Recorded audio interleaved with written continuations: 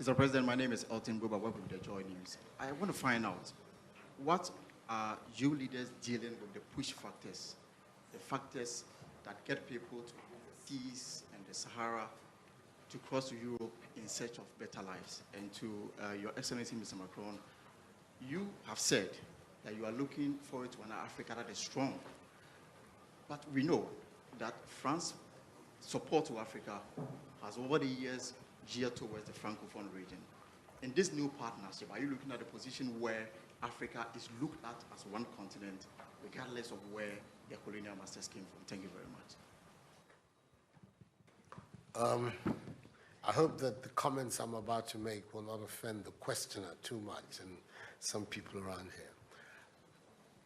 I think there is a fundamental misstatement of the issue in the question. We can no longer continue to make policy for ourselves, in our country, in our region, in our continent, on the basis of whatever support the Western world or France or the European Union can give us. It will not work. It has not worked, and it will not work. Our responsibility is to charter a path which is about how we can develop our nations ourselves. It is not right for a country like Ghana, 60 years after independence, to still have its health and education budgets being financed on the basis of the generosity and charity of European taxpayers. By now, we should be able to finance our basic needs ourselves. And if we are going to look at the next 60 years as a period of transition, a period whereby we can stand on our own feet, our perspective has not to be what the French taxpayer decides to do with whatever surpluses that they have in France. They're welcome. They're appreciated. Whatever interventions that the French taxpayer through their governments make to us are appreciated. We're not going to lick a gift horse in the mouth. But this continent, with all that has happened, is still today the repository of at least 30% of the most important minerals of the world. It's a continent of vast, arable and fertile lands. It has the youngest population of any of the continents in the world. So it has the energy and the dynamism. We have seen it. These young men who are showing so much resilience and ingenuity in crossing the Sahara, finding ways to go across with rickety boats across the Mediterranean to really, those energies, we want to have those energies working inside our countries. And we're going to have those energies working in our countries if we begin to build systems that tell the young people of our country that their hopes, their opportunity are right here with us. Migration and the movement of people is being presented in a manner which suggests that somehow it's a new phenomenon. There's nothing new about it. It's as old as man, the movement of people. And it has always been linked to the same thing.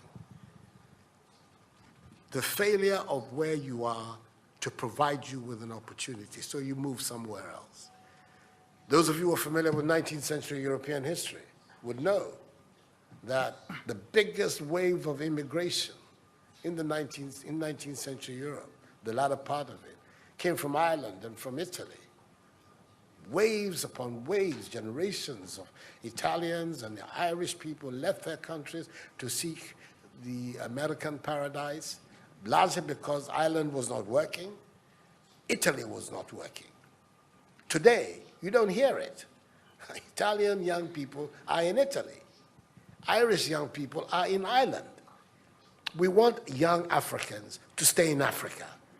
And how are they? And it means that we have to get away from this mindset of dependence. This mindset about what can France do for us. France will do whatever it needs to do for its own sake. And when those coincide with ours, tant mieux, as the French people say. But our main responsibility as leaders, as citizens, is what we need to do to grow our own countries. What are the institutions that work, that would allow us to have good governance, to have accountable governance, to make sure that the monies that are placed at the disposal of leaders are used for the interests of the state and not for those of the leaders, to have systems that allow for accountability, that allow for diversity, that allow for people to be able to express themselves and contribute to fashioning the public will and the public interest. Our concern should be with what do we need to do in this 21st century to move Africa away from being cap in hand and begging for aid, for charity, for handouts. The African continent, when you look at its resources, should be giving monies to other places. We have huge wealth on this continent, in our own country of Ghana. And we need to have a mindset that says, we can do it. Others have done it. We can also do it. And once we have that mindset, we will see it as a liberating factor for ourselves. We keep talking about how it was that Koreans, Malaysians, Singaporeans, who got their independence at the same time as us. We're told of that at the time of Ghanaian independence, per capita Ghanaian income was higher than that of Korea. Today, Korea is part of the first world. So is Malaysia.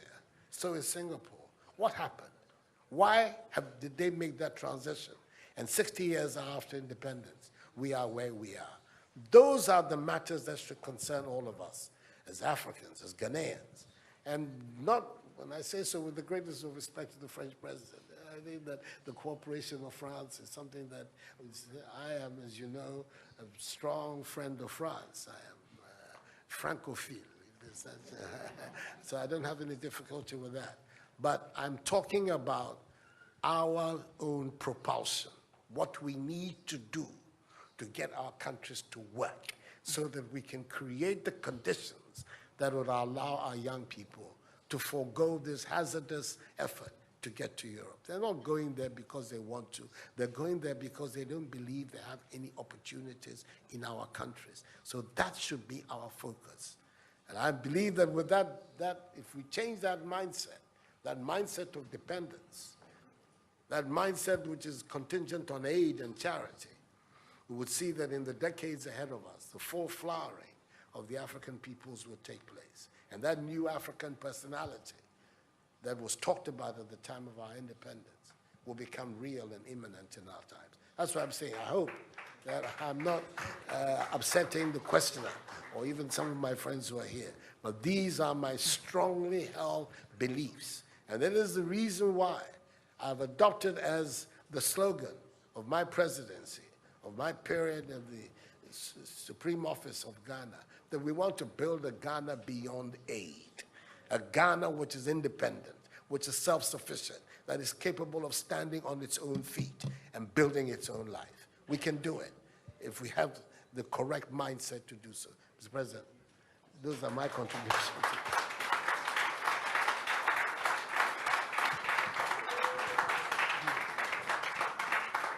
Si vous aviez besoin d'avoir la preuve qu'une nouvelle génération de leaders en Afrique croit dans une nouvelle histoire pour l'avenir et la jeunesse, vous venez de la voir. Pour ceux qui pensaient que ce n'était que les mots d'un président français parlant de l'Afrique. Il y a des leaders en Afrique qui veulent une nouvelle relation, qui veulent un avenir pour leur jeunesse dans leur pays, dans leur continent, qui le veulent parce que c'est ce qu'ils veulent écrire. Donc merci pour cela. So, no, we'll be here forever. We'll be here forever. He has a lot of ideas and a lot of very positive things to say. And as you can see, I have my own things to contribute as well. So, let's bring it to an end. We're going to, Mr. Macron left Abidjan after a hectic morning, has not had anything to eat. He at least has to have that side of Ghanaian hospitality. So we're going to be able to leave it for him to go and have some lunch. Thank you very much indeed. You signed this thing.